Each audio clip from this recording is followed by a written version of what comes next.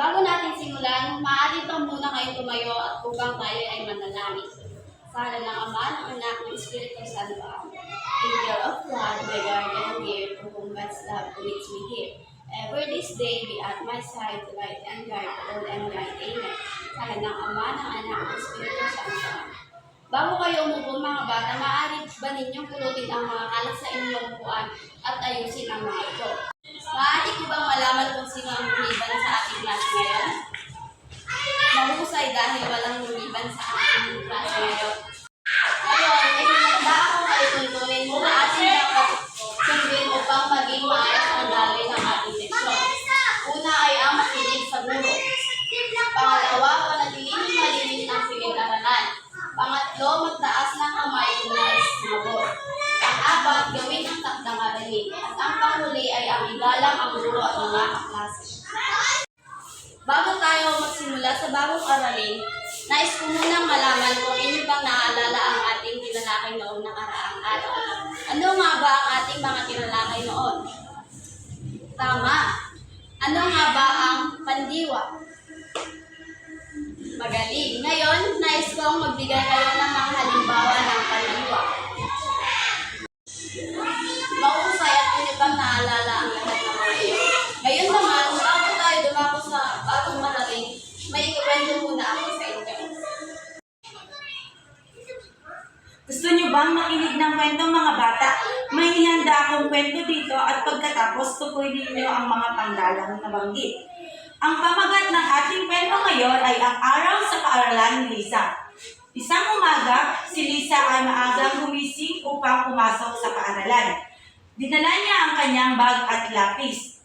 Habang naglalakad siya patungo sa Barangay San Roque Elementary School, nakasalubong niya ang kanyang kaibigan na si Marco. Magkasabay silang pumasok sa klase ni Dinang Santos, ang kanilang guro sa Pilipino. Masaya silang natuto tungkol sa pangalan.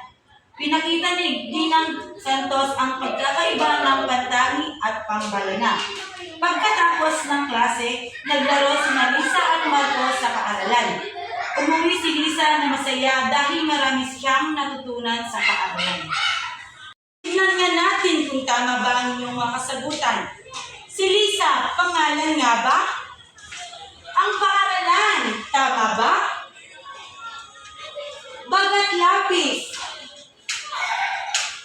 Ang Barangay San Roque Elementary School, tama ba? Si Marco, pangalan nga ba? Ano naman si Ginang Santos, tama ba? Magaling, kaya't bigyan natin ng ating sarili ng Mini Miss You Club. Alam niyo ba ang Mini Miss You Club, mga bata? Akin muna itong gagawin at pagkatapos gawin natin lahat. Ganto lamang. 1, 2, 3. 1, 2, 3. Mini Miss You. Mini Miss You. Tumayo kayong lahat at gawin natin lahat. 1, 2, 3. 1, 2, 3. Mini Miss You. Mini Miss You. May ideya na ba kayo kung patungkol saan ang ating tatalakayin ngayon mga bata? Ngayon naman, ang ating aralin ay patungkol sa mga uri ng pangalang pantani at pambalana. Maaari niyo bang basahin kung ano ang pangalan mga bata? Ang pangalan ay may dalawang uri. Ito ay ang pangalang pantani at pangalang pambalana. Ang una ay ang pangalang pantani. Maaari niyo bang basahin mga bata kung ano ang kahulugan nito? Tama! Ngayon, magbigay nga kayo ng halimbawa ng pangalang pantani. Magaling! Ang ikalawa naman ay ang pangalang pambalana. Maaari niyo bang basahin kung ano ang kahulugan nito mga bata?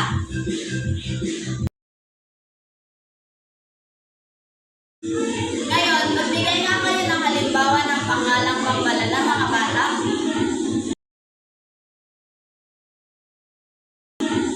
Mahusay.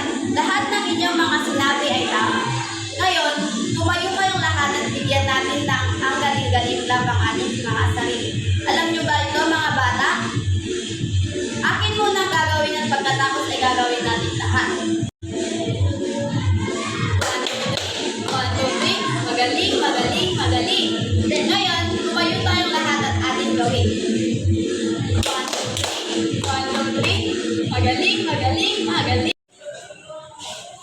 nyo ba maglaro mga bata? Hatiin ko kayo sa 2 grupo. At sa bawat grupo ay may tig-isang kartulina at mga larawan na inyong ididikit. At pagkatapos ay pipili kayo ng 2 grupo na siyang magpapaliwanag sa inyong mga sagot. Maliwanag ba mga bata? Ngayon, bigyan natin ng ating sarili ng 5 bagsak.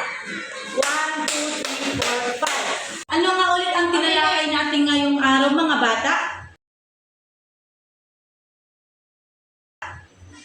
Ano ang 2 uri ng pangalan? Magbigay nga kayo ng halimbawa ng pantangi. At ang pambalanan naman. Ngayon, naunawaan ninyo ang ating aralin ngayong araw. May inihanda ako dito maikling pagsusulit. Pero bago yon, basahin muna natin ang ating panutong. Tapos nyo na bang lahat mga bata? Ganito ang proseso ng pagbasa. Mula sa gilid, ipagitna, at yung mga nasa gitna, ipaharap. Bago tayo umuwi, inyo munang ilabas ang inyong kwaderno at sunatin ang inyong takdang katabi. Pero bago yan, basahin niyo muna ang panutong.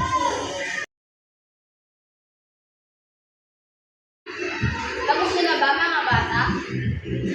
Yun